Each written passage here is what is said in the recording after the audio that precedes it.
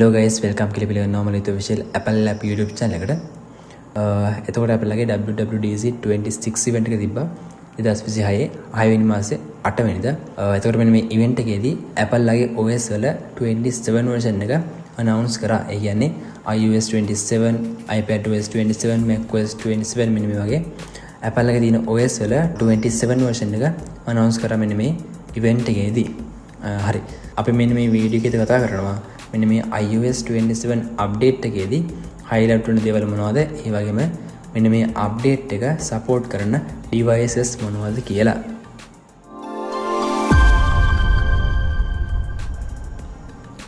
හරි. අපි දැන් බලමු මෙන්න මේ update එකේ දුන UI improvements මොනවද කියලා. දැන් ඔයාලට මෙන්න මේ liquid glass වල opacity එක අඩු වැඩි කරන්න option එකක් දීලා තියෙනවා. ඒ කියන්නේ මේකදී ඔයාලට පුළුවන් opacity එක අඩු කරලා clear ගතිය වැඩි කරන්නත් ඒ වගේම opacity එක වැඩි කරලා මෙන්න මේකේ background එක blur වෙන විදිහට හදා ගන්නත් ඔයාලට මෙන්න මේකෙදි හැකියාවක් දීලා තියෙනවා. ඊට පස්සේ අපේ app icon redesign කරලා තියෙනවා. ඒ කියන්නේ කලින් තිබ්බට වඩා මෙන්න මේ update එකේදී app icon වල glass lace add කරලා මෙන්න මේ icon වල glass ගතිය වැඩි කරලා තියෙනවා. එතකොට අපිට කලින් තිබ්බට වඩා ලස්සන icon ටිකක් බලා ගන්න පුළුවන් මෙන්න මේ update එකේදී. හරි.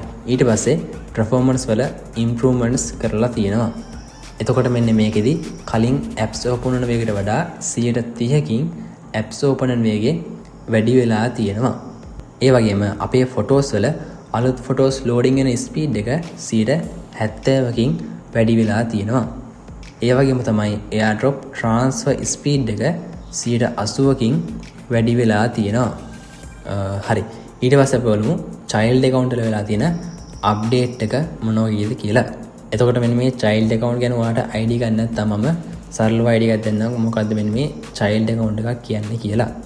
example එකක් විදිහට ගන්න ඔයාලට දැන් ළමයෙක් ඉන්නවා. එතකොට ඒ ළමයාට ඔයා smartphone එකක් දෙනවා. හරිද? එතකොට ඔයාට පුළුවන් එයාගේ smartphone එකේ Apple child account එකක් හදන්න. එතකොට ඒ child account එක දෙද්දී parent account එක විදිහට දෙන්න ඕනේ ඔයාගේ Apple account එක. එතකොට ඔයාගේ යටතේ තමයි ඒ child account එක වැඩ කරන්නේ.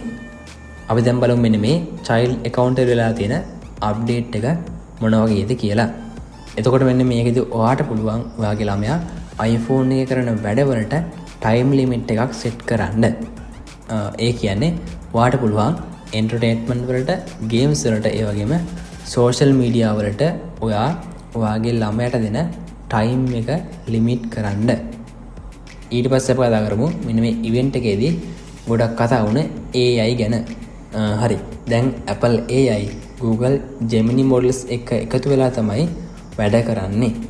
එතකොට AI එක යද්දී Siri එකේ ලොකු update එකක් වෙලා තියෙනවා. අපි දැන් බලමු මොනවද යන්නේ Siri එකේ වෙලා තියෙන updates කියලා. එතකොට මෙන්න මේකෙදි Siriත් එක්ක Apple Intelligence එකතු වෙලා තියෙනවා. එතකොට මෙන්න මේක Apple brand කරන්නේ Siri AI කියලා.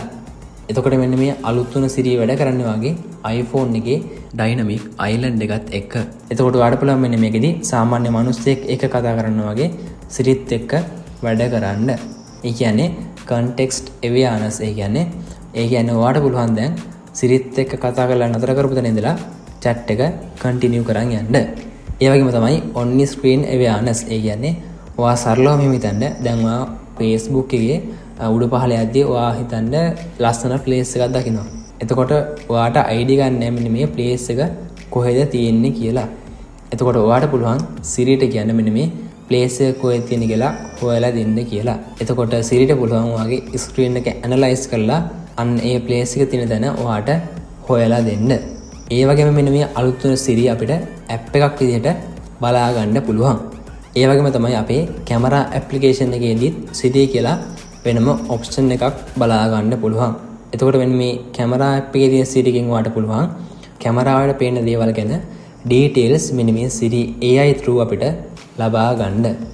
ඒ වගේම තමයි ඔයාගේ dynamic island එක පල්ලෙහාට swipe කරාම අපිට අලුත් option එකක් බලා ගන්න පුළුවන් search or ask කියලා.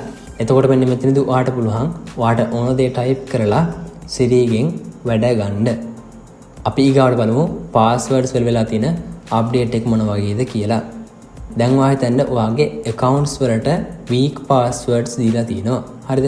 එතකොට මෙන්න මේ update එකේදී ඔයාට පුළුවන් අන්න ඒ weak password strong password එකක් විදියට fix කරගන්න. ඊගාට අපි බලමු shortcuts වල වෙලා තියෙන update එක මොන වගේද කියලා. ඔයාලා කොට දෙන්නෙත් දන්නවා automation එකක් වගේ create කරද්දී අපි ඒක manual program කරන්න ඕනේ. එතකොට අන්න ඒ වගේ දෙයක් අපිට සංකීර්ණ වැඩිනේ. එතකොට මෙන්න මේ අලුත් අප්ඩේට් එකේදී අපිට පුළුවන් අපිට ඕන කරන ෂෝට්කට් එක ගැන ඩිස්ක්‍රයිබ් එකක් දීලා ෂෝට්කට් එක ජෙනරේට් කරගන්න. එක්සැම්පල් එකක් විදිහට ගන්න. ඔයාට ස්පෙෂල් කෙනෙක්ට හැමදාම උදේට good morning කියලා මෙසේජ් එකක් යවන්න ඔටෝමේෂන් එකක් හදාගන්න ඕනේ. හරිද? එතකොට ඔයා කලින් වගේ ප්‍රෝග්‍රෑම් කර දඟලන්න ඕනේ. කෙලින්ම මෙතන ඔයාට ඕන කරන දේ ඩිස්ක්‍රයිබ් කරලා සෙන්ඩ් කරාට පස්සේ ඔටෝමැටික්ලි ඔයාට ඕන කරන ඔටෝමේෂන් එක එහෙම නැත්නම් ෂෝට්කට් එක මෙතනින් ඔයාට හදලා දෙනවා. හරි. ඊට පස්සේ image playground එක අප්ඩේට් වෙලා තියෙනවා. එතකොට මෙන්න මේකෙදි ඔයාට ගොඩක් රියලිස්ටික් විදිහට image generate කරගන්න පුළුවන් හැකියාව improve කරලා තියෙනවා. එක්සැම්පල් එකක් විදිහට ගන්න. දැන් ඔයාගේ image එකක් මෙතනට අප්ලෝඩ් කරලා ඩිස්ක්‍රයිබ් කරනවා ඔයා කේක් එකක් අල්ලන් ඉන්නා වගේ image එක හදලා දෙන්න කියලා. එතකොට මෙන්න මේකෙදී ගොඩක් රියලිස්ටික් විදිහට ඔයාට image එක generate කරලා දෙනවා. ඒ වගේම තමයි ඔයාට මෙන්න මේ generate වුණ එකේ changes කරන්න ඕන නම් ඒවත් ඔයාට describe කරලා send කරන්න තියෙන්නේ. එතකොට realistic විදිහට ඒ දේවල් ටික ඔයාට change කරලා ආපහු generate කරලා දෙනවා. හරි. ඊට පස්සේ අපිට Photoshop එකේ අලුත් AI features වගේක් බලා ගන්න පුළුවන්. මේකෙදි අපිට features තුනක් බලා ගන්න පුළුවන්. clean up, extend, reframe කියලා. එතකොට clean up කියන එක කලින් තිබ්බා. හැබැයි මෙන්න මේ අප්ඩේට් එකේදී මෙන්න මේ clean up කියන එක තව ගොඩක් improve වෙලා තියෙනවා. අපි ඉස්සෙල්ලාම බලමු clean up එක ගැන. එතකොට මෙන්න මේ clean up එකේදී ඔයාට පුළුවන් ඔයාගේ image එක ඕනේ නැති කරන දේවල් ටික remove කරලා දාන්න. එතකොට මෙන්න මේ clean up එක කලින් තිබ්බ clean up එකට වඩා ගොඩක් advanced විදියට වැඩ කරනවා. අපි ඊට පස්සේ බලමු extend කියන feature එක. එක්සැම්පල් එකක් විදිහට ගන්න. ඔයා දැන් ෆොටෝ එකක් ගන්නවා. ඔයාට ඕනේ යන්නේ ෆොටෝ එකේ බෑග්ග්‍රවුන්ඩ් එක පොඩ්ඩක් වැඩි කරගන්න. එතකොට ඔයාට පුළුවන් මෙන්න මේ extend කියන tool එක use කරලා ඒ ෆොටෝ එකේ බෑග්ග්‍රවුන්ඩ් එක වැඩි කරගන්න. අපි දැන් බලමු reframe කියන feature එක ගැන. එතකොට මෙන්න මේකෙදි ඔයාට පුළුවන් ඔයාගත්ත ෆොටෝ එක කැමරා angle එක හරි නැත්නම් මෙන්න මේකෙදි කැමරා angle එක පොඩ්ඩක් වෙනස් කරලා adjust කරලා හදාගන්න.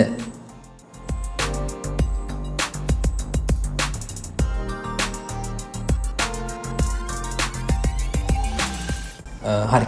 අපි දැන් බලමු මේ iOS 27 අප්ඩේට් එක සපෝට් කරන devices මොනවද කියලා.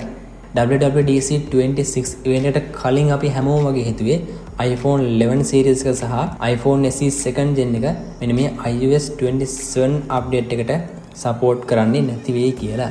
හැබැයි iOS 26 version එක සපෝට් කරපු හැම device එකකටම මෙන්න මේ iOS 27 අප්ඩේට් එකත් සපෝට් කරනවා.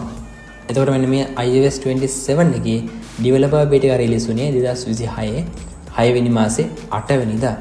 එතකොට මෙන්න මේ අප්ඩේට් එකේ public beta version එක රිලීස් වෙනවා ජූලි මාසෙදී. ඒ වගේම තමයි iOS 27 අප්ඩේට් එකේ public version එක රිලීස් වෙනවා සැප්තැම්බර් මාසේ අලුත් iPhone 18 series එකත් එක්ක. හරි. iOS 27 අප්ඩේට් එකේ තියෙන අමතර features සහ ඉස්සරහට එන්න තියෙන අලුත් features ගැන අපි සැප්තැම්බර් මාසේ පබ්ලික් අප්ඩේට් එක ආවට පස්සේ කතා කරමු. හරි ගයිස්, මෙන්න මේක තමයි වීඩියෝ එක. මේ වීඩියෝ එක ඔයාලට වර්ණනවා කියලා හිතනවා නම් මේ වීඩියෝට ලයික් එකක් දාන්න, කමෙන්ට් එකක් දාන්න. ඒ වගේම ඔයාගේ යාළුවන්ට මේ වීඩියෝ එක ෂෙයා කරන්න, YouTube channel එක subscribe කරන්නත් අමතක කරන්න එපා. එහෙනම් මේ වගේ තවත් අලුත් වීඩියෝ එකකින් හම්බෙමු. ඔයගොල්ලෝ හැමෝටම ජය වේවා.